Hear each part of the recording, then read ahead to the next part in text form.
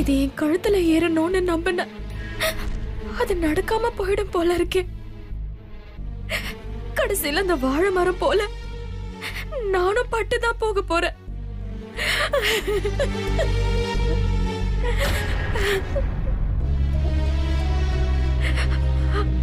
காவேரி, ஏய் காவேரி, இப்ப எதுக்கு நீ அழுதுகிட்டு இருக்க? ரிஷி மாமாவுக்கும் மதுவுக்கும் நிச்சயதார்த்தம் நடக்க போகுது. நாம எவ்வளவோ முயற்சி பண்ணியும் அந்த மதுவை இந்த வீட்டை விட்டு துரத்தவே முடியல. அதே மாதிரி ரிஷி மாமா மதுவோட கல்யாணத்தையும் நம்மளால தடுக்கவே முடியாது. ரிஷி மாமாவை கல்யாணம் பண்ணிக்கணுங்கிற என் கனவு கடைசி வரைக்கும் நடக்காத அண்ணி. நம்ம செயலால செய்ய முடியாதத மாந்திரிகத்தால செய்யலாம். மாந்திரிகமா? ஆமா, கேரளா மாந்திரிகவாதிய வச்சு. அதெல்லாம் உண்மையா அண்ணி? உண்மைதான் காவேரி. உண்மையான மாந்திரிகன் நினைச்சா நம்ம எதிரிய கூட நரகத்துல கொண்டு போய் விட்டுருவாங்க. என்னமோ அண்ணி, இதெல்லாம் கேட்கவே ரொம்ப திகலா இருக்கு. திகில் படத்துக்கு போறீங்களா? நல்லா மாசா இருக்காமே. உன்னை அடிச்சு அடிச்சு ஏன் கைதான் வலிக்குது.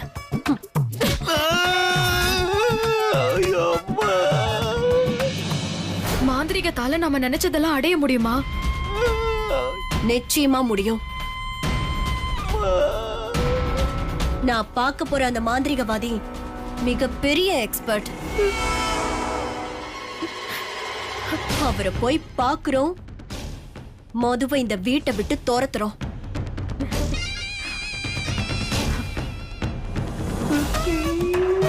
மாந்திரிகள்லாம் சில நேரங்கள்ல அதை வைக்கிறவனுக்கே ரிப்பீட் ஆகுமே. வேண்டாப்பா, இத சொன்னா இன்னொரு தடவை அடிப்பா. கையில என்ன வச்சிருக்க? இந்த தாலி திருமணம் சேரில ரிஷி மாமா வாழை மரத்துக்கு தாலி கட்டினார்ல, இதையே நீ என்கிட்ட முன்னாடியே சொல்லல. இத வச்சு கண்டிப்பா ஏதாவது பண்ணிருக்கலாமே. என்ன பண்ணலான்னு அந்த மாந்திரிகர் கிட்டயே கேட்கலாம். நிஜமாவா நீ? இந்த தாலிய மாந்திரிகவாதி கிட்ட கொடுத்தா ரிஷிக்கு உன்னை பிடிக்க வைக்கிற மாதிரி பண்ணி நான் நினைச்சத சாதிப்பேன்.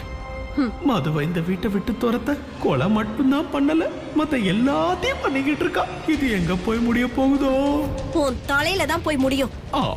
வர வர நம்ம மைண்ட் வாய்ஸ் சொல்லிக்காக ஆரம்பிச்சிருச்சோ. மைண்ட் வாய்ஸ்னு ஊருக்கே கேக்குற மாதிரி பேசிட்டு இருக்க.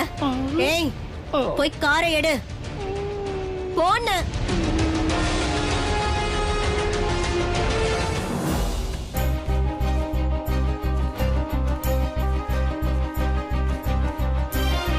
துர்கா, எது நடக்கூடாதுன்னு நான் பயந்தனோ அது இப்ப நடக்க போகுது. நான் எது நடக்கணும்னு நினைச்சேனோ அதுதான் நடக்க போகுது. நான் பேசுறத கொஞ்சம் கூட புரிஞ்சுக்காம ஏன் இப்படி பேசுற? மது, சித்ராமா இவங்க மனசெல்லாம் புரிஞ்சுக்காம நீங்க ஏன் இப்படி சுயநலமா பேசுறீங்க? துர்கா, கொஞ்சம் கூட உனக்கு ஃபீலிங்கே இல்லையா?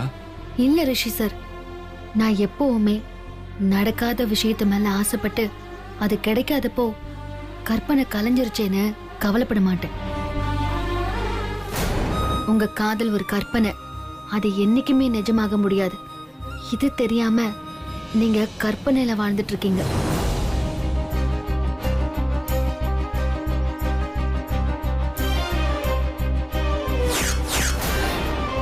இனிமே நீ ரிஷி கூட பேசுறதையும் பழகுறதையும் பார்த்த அந்த இடத்துலயே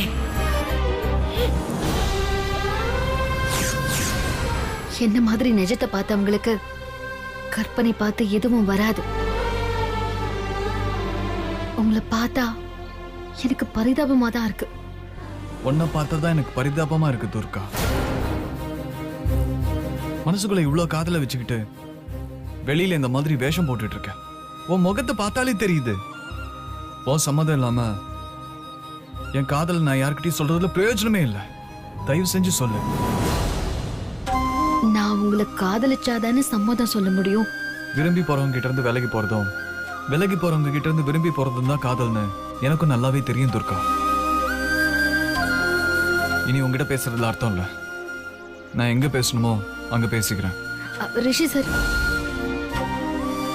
அவசரப்பட்டு வேற யார்கிட்டயும் இத பத்தி பேசி கஷ்டப்படுத்தாதீங்க. சித்ராம்மா, மது எல்லாருமே உங்க மேல ரொம்ப நம்பிக்கை வச்சிருக்காங்க. அவங்க மனசை புண்படுத்தாதீங்க.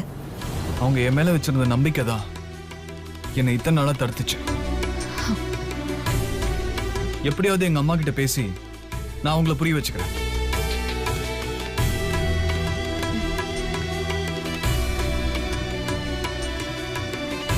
சித்ரா அம்மாவை உங்களுக்கு அம்மாவா மட்டும்தான் தெரியும்.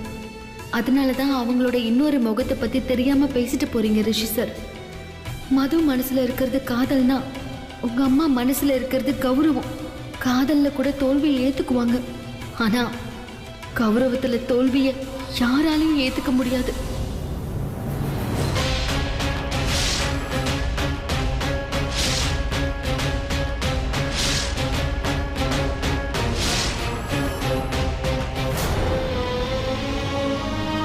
பார்த்தாலே டெரர் பீஸா தெரியுது. போற வரைக்கும் வாயை கொடுத்து புண்ணாக்கிக்காம கம்முன்னு இருக்கணும்டா சுந்தர பாண்டியா. என்ன பண்ணலாம்? கம்முன்னு கண்ணை முடிப்போம்.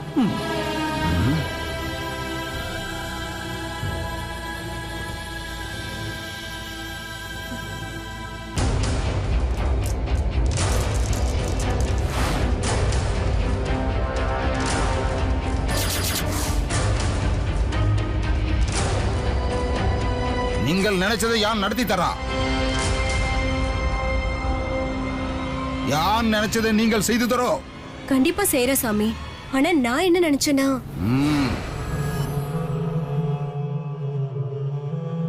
என்ன ஒரு நிசப்தமா இருக்கு?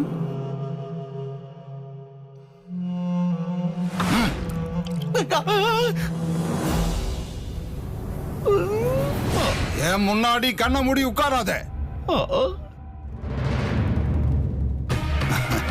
உனக்கு விருப்பம் இல்லாத ஒரு சுபகாரியம் உன் வீட்டுல நடக்க முடிவா இருக்கு.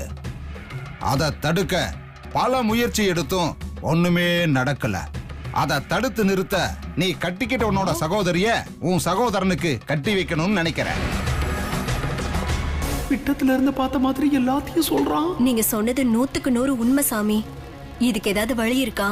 உனக்கே தெரியாம உன் எதிரியை அழிக்கிற ஆயுதம் நீங்கள கையில வச்சுண்டு.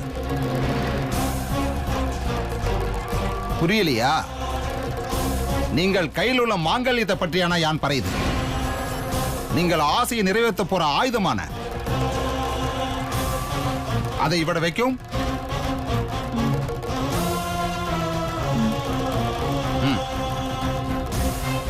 இப்ப நடக்கிறதுல இருந்து மனசுல நினைக்கிற வரைக்கும் எல்லாத்தையும் புட்டு புட்டு வைக்கிறாரு. பெரிய சாமியாரா இருப்பாரோ? அப்ப என் மனசுல நினைச்சிட்டு இருக்கிற தேன் மேட்டரும் தெரிஞ்சிருமோ? எனக்கு அறியா. சிக்கிட்டடா சுந்தரு. நீ என்ன நினைக்கிற, என்ன ஆசைப்படுற எல்லாம் எனக்கு அறியும். அதை நடத்துறது எந்த கடமையாகும். ஓ, அந்த ரூட்டா? நல்ல வேலை நம்ம சிக்கல. எப்ப சாமி நாங்க நினைச்சது நடக்கும்? நாளை மறுநாள் நிறைஞ்ச அமாவாசையானா அன்னைக்கு நீ இருக்கிற பூமியோட பின்வாசலுக்கு தென்கிழக்கு மூலையிலே இந்த தாலியை வச்சு ஒரு பூஜை பண்ணணும். அந்த பின்னே மற்றெல்லாம் ஒன்னொன்னாயிட்டு தன்னே நடந்தோளும்.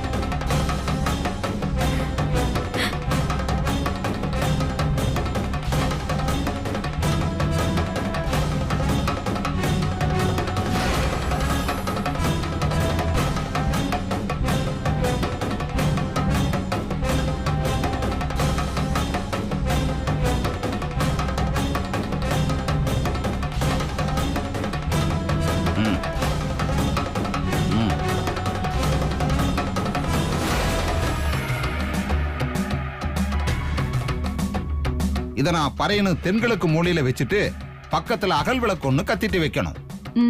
சரிங்க சுவாமி. மது, இதோட நீ முடிஞ்சடி.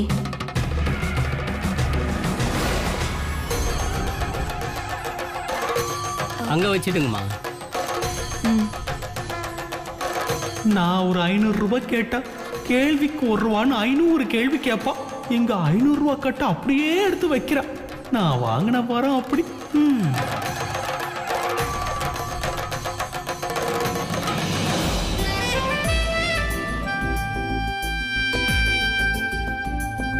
உட்காருங்க. நல்லது நல்லது. உட்காருங்க.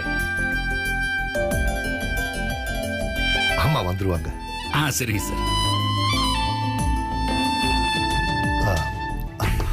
துர்கா, ஐயா குடிக்கிறதுக்கு நீ போய் காஃபி எடுத்துட்டு வாமா.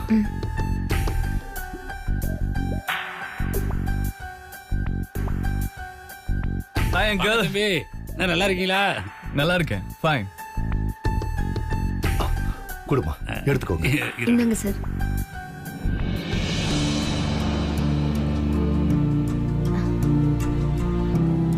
எப்போ கல்யாண பத்திரிக்கை கொடுக்க போறீங்க? தேவியோட அருள் கிடைச்சதும் கல்யாண பத்திரிக்கை கொடுத்துட வேண்டியதுதான். பாஸ், துர்கா தேவி அருள் தானே அது? நானும் காளி கிட்ட வேண்டிக்கிட்டு தான் இருக்கேன். ஆனா காளியோட அருள் தான் கிடைக்க மாட்டேங்குது.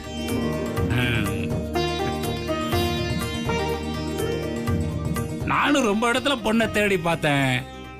ஆனா அமைதியான அன்பான பொண்ணை பக்கத்திலேயே வச்சுக்கிட்டு ஊரு பூரா தேடி இருக்கேன் பாருங்க.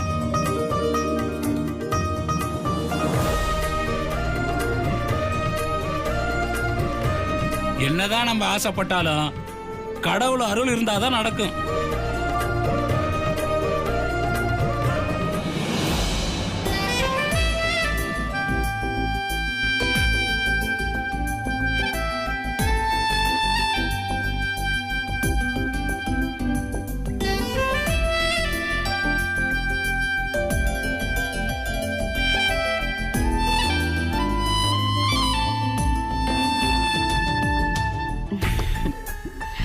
அம்மா வணக்கம்.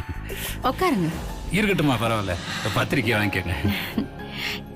என்ன பையனுக்கு கல்யாணமா? ஆமாம்மா, அவசியம் நீங்க வரணும். உட்காருங்க.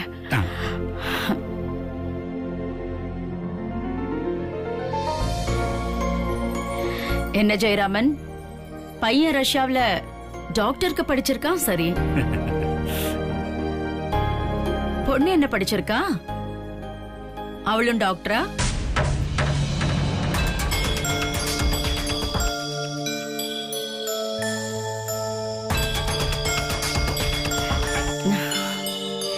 ஏன் பொண்ணு கம்மியா படிச்சிருக்காளா? அத பத்தி யோசிக்காதீங்க. வசதி இருந்தா போதும், படிப்பு எதுக்கு?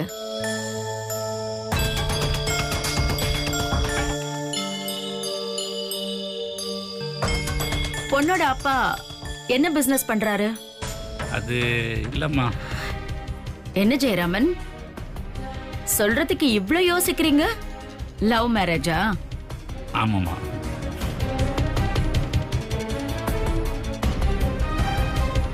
ஓ, அப்ப பையன் ரஷ்யாவிலேயே பொண்ணு தேடிக்கிட்டான்னு சொல்லுங்க. இல்லம்மா, பொண்ணு நம்ம வீட்டுல வேலை செய்யற பொண்ணுமா.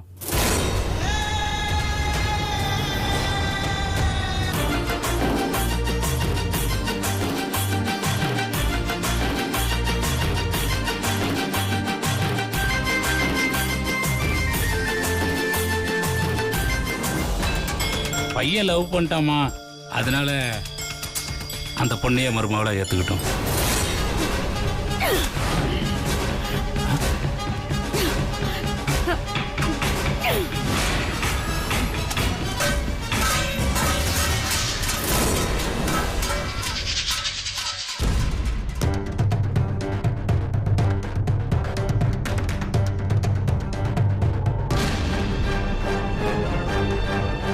வெக்கமா இல்ல?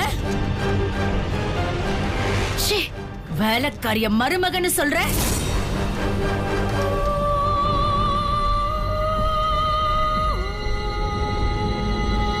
பையன் ஆசைப்பட்டான்னு இன்னைக்கு ஒரு வேலைக்காரிய கல்யாணம் பண்ணி வைக்கிற நீ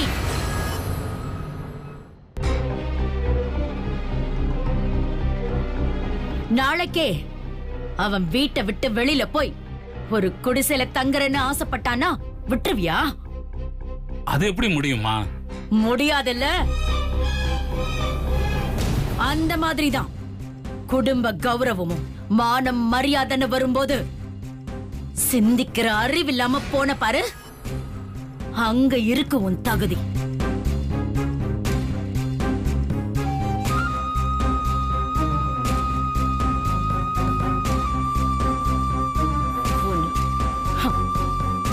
உனக்கு யாரை எங்க வைக்கணுங்கிற அறிவு இல்ல. பிசினஸ்மேன் ஒரு பிச்சைக்காரன் கூட சம்பந்தம் வச்சுப்பானா? நீ வச்சிருக்க. அப்போ உன் தகுதி எது?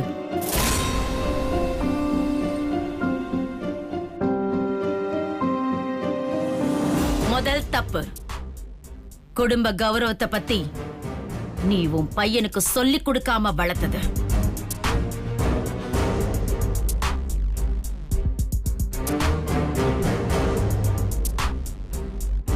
ரெண்டாவது, தன்னோட தகுதி தராதரம் தெரியாம வேலைக்காரிய காதலிச்சது உன் பையனோட தப்பு.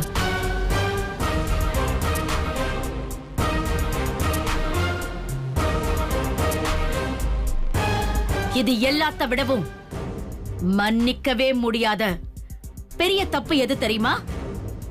உண்ட வீட்டுக்கு துரோகம் பண்ண விசுவாசமே இல்லாத அந்த வேலைக்காரி.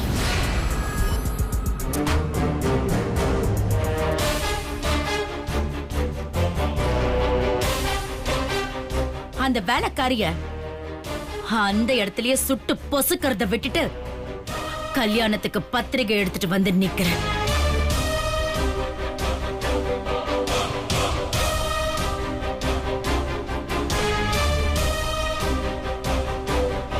இந்த கல்யாணத்துக்கு நான் வருவேன்னு எந்த தைரியத்துல நீ இங்க வந்த? என் கண்ணு முன்னாடியே நிக்காத. போ ருத்ரையா, அனுப்பிடுங்க. நீங்க கிளம்புங்க ப்ளீஸ். போங்க.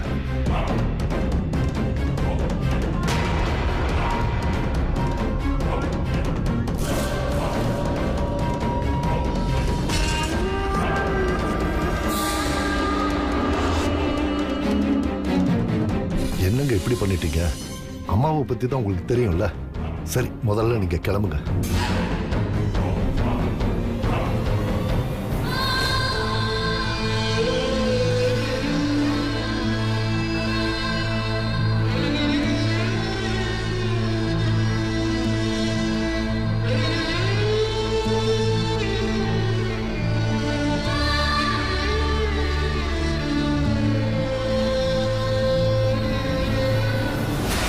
இதுதான் உங்க அம்மாவோட உண்மையான சுயரூபம் ரிஷி சார்.